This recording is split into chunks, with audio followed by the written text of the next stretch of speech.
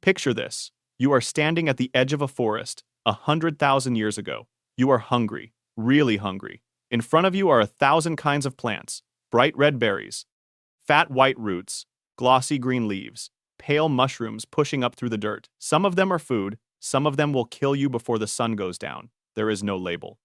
There is no ingredient list. There is no one to ask. So how did they know? How did ancient humans, with no science, no books, and no chemistry, figure out what was safe to eat? The answer is one of the greatest survival stories in human history, and it is written into your body right now. Let us start with the first tool they had, their own tongue. Your sense of taste is not there to help you enjoy food. It is a chemical alarm system built by evolution over millions of years. Think about the 5 basic tastes. Sweet usually means sugar, which means energy, which means safe. And when they found something truly sweet, like a dripping comb of wild honey, it was pure treasure. Sweetness in nature almost never lies, so honey was chased across cliffs and trees, even through clouds of angry bees. Salty means minerals your body needs. Sour can warn you that fruit is unripe or starting to rot. But bitter is different. Bitter is a warning. Most natural plant poisons taste intensely bitter to us. The alkaloids, the toxins, the defensive chemicals a plant makes to avoid being eaten, and that is not an accident. Your body treats bitterness as a red flag. Here is the amazing part. Humans carry around 25 different bitter taste receptors, 25 separate alarms for poison, but only one kind of receptor for sweetness. Evolution cared far more about catching danger than tasting sugar. Watch a baby taste something bitter for the first time. The face scrunches, the tongue pushes out, the whole body recoils. No one taught that reaction. It is millions of years old. Think of coffee, dark chocolate, or bitter greens. As adults, we slowly learn to enjoy a little bitterness. But as children, we reject it hard, exactly when a wandering toddler is most likely to swallow something deadly. Some of us are far more sensitive to bitterness than others. Scientists can test this with a harmless bitter strip. To some people, it tastes of nothing, while others find it unbearably bitter. That difference is hidden inside your genes, a gift from ancestors who needed sharper alarms. But taste alone was not enough. Some deadly plants are not bitter at all, and some bitter plants are perfectly safe once prepared. So ancient humans became careful scientists without ever calling it science.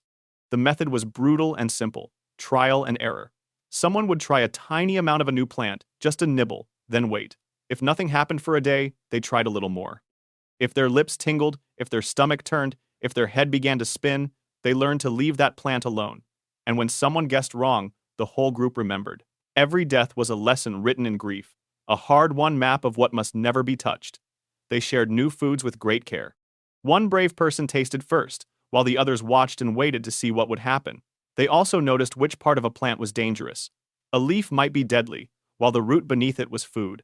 The skin might be toxic, and the safe flesh hid inside. So they learned to peel, to discard, and to keep only the safe piece. They read color like a language. Green often meant wait a little longer. Deep red or gold often meant ready to eat. A soft, wrinkled skin meant the sweetness had come. A strange color or smell meant step away. Ancient people also watched the animals around them. If a goat ate a certain leaf and stayed healthy, that leaf looked promising. If birds feasted on a berry, maybe people could too. But this clue came with a trap. Animals are not built like us. A bird can swallow berries that would poison a person. A goat can chew leaves that would drop a grown man. A wild chili can burn a person's mouth, yet a bird feels nothing at all and swallows it whole. The plant wants the bird, not the mammal, to carry its seeds. So watching animals was a hint, never a promise. They studied where the animals would not go. A plant that even a hungry goat refused was a plant to respect. This is where the real secret appears. No single person could taste test an entire world of plants and survive. There was not enough time, and the mistakes were too deadly. So, humans did something no other animal does so well. They remembered, and they taught.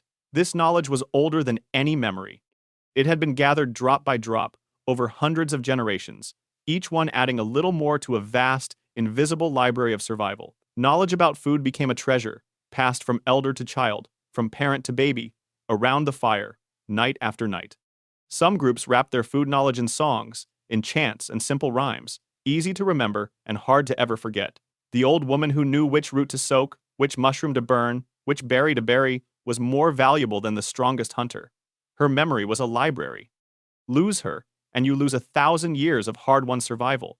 and they learned to trust the group over the self. One person's memory could fail, but the shared wisdom of many rarely did. Whole rules grew up around food. Certain plants were forbidden, wrapped in taboo, called sacred or cursed. The reason was often hidden, but the rule kept people alive. Picture a mother teaching her daughter by the river, pointing to a plant, shaking her head firmly, then pointing to another and smiling warmly. No words were even needed. A look and a gesture could carry a life-saving lesson. And then humans learned the most powerful trick of all. They learned to change their food, to take something poisonous and make it safe. The greatest tool for this was fire. Fire changed everything for our ancestors.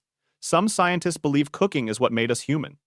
As our ancestors began cooking their food, their guts grew smaller and their brains grew larger. Soft cooked food was easier to chew and digest, freeing up precious energy that our hungry brains could finally use. Fire did more than warm the night. It quietly rebuilt the human body. Once humans tamed it, a whole new world of food opened up. Cooking breaks down many natural toxins.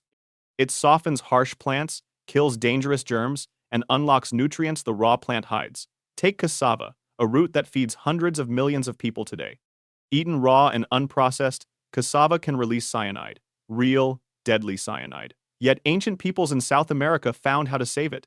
They grated it, soaked it, squeezed it, and cooked it for hours until the poison was gone. No chemistry books, just centuries of patient trial, memory, and teaching. Think about acorns. For many ancient peoples, they were a staple food. But raw acorns are packed with bitter tannins that make you sick. So, people ground the acorns into meal and rinsed them with water, again and again, leaching the bitterness away until the meal turned sweet and safe. Wild olives are painfully bitter straight from the tree. Only long soaking in water and brine washes the harshness away. Bitter lupini beans were soaked for days in stream after stream of fresh water. Take the ordinary kidney bean. Eaten raw, even a few can make you violently ill. They carry a natural toxin called lectin. Only steady boiling destroys it. Ancient cooks never knew the chemistry, but they always knew the pot. Some peoples ate more than just plants and meat. High in the mountains, they dipped bitter wild potatoes in a paste of clay. The clay clung to the poisons and carried them safely out of the body. Even today, some people crave clay when their stomachs are unsettled. In ancient Mexico, people soaked corn in mineral-rich ash and lime, a process we now call nixtamalization. It released nutrients locked inside the corn and helped stop a terrible disease of hunger. They could not name the vitamin, but they knew the method worked, and they never let it go. Now think about the plants that fought back the hardest. Some are gentle killers with beautiful faces. Deadly nightshade grows shining blackberries that look sweet and harmless. A tiny handful can stop a heart. Hemlock hides as a harmless wild carrot and once poisoned one of history's most famous thinkers. Some mushrooms are worse still. The death cap can look almost identical to a safe one. One good meal, and days later the body quietly fails. Rhubarb stems are a sweet treat, but the leaves are quietly toxic. Ancient people learned these plants by heart and wrapped them in strict rules, in warnings, in stories told to frighten children away. A scary story was sometimes the difference between life and death. Sometimes the bitter plants were not just avoided. A few became the first medicines. Bitter willow bark eased pain and fever, carrying the very chemical that later became aspirin. Ancient humans also trusted their nose. Rotten meat smells of danger for a reason. That gut punch of disgust is your body slamming the door on deadly bacteria. Every culture on Earth shares one powerful feeling: disgust. It is the guardian at the gate of the mouth, warning us away from rot, waste, and disease. They learned to dry meat in the sun, to smoke it over a slow fire, and to pack it in salt. Drying and salting starved the bacteria of water, so food could last through the hungry months. But here is a twist. Sometimes they let food rot on purpose. Controlled rotting is called fermentation, and it can make food safer, last longer, and easier to digest. Sour milk became cheese.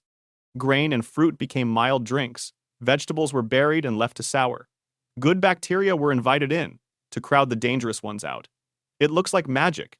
It was really generations of careful watching. Your body has one more ancient trick, and it is the strangest of all. Think about morning sickness. In the first weeks of pregnancy, many women feel sick at strong smells and tastes. It feels miserable, but many scientists believe it protects the baby. During those delicate early weeks, the mother becomes extra sensitive to bitter and toxic foods, steering her away from anything risky. Her disgust becomes a shield for a life that cannot yet protect itself. And think about spices.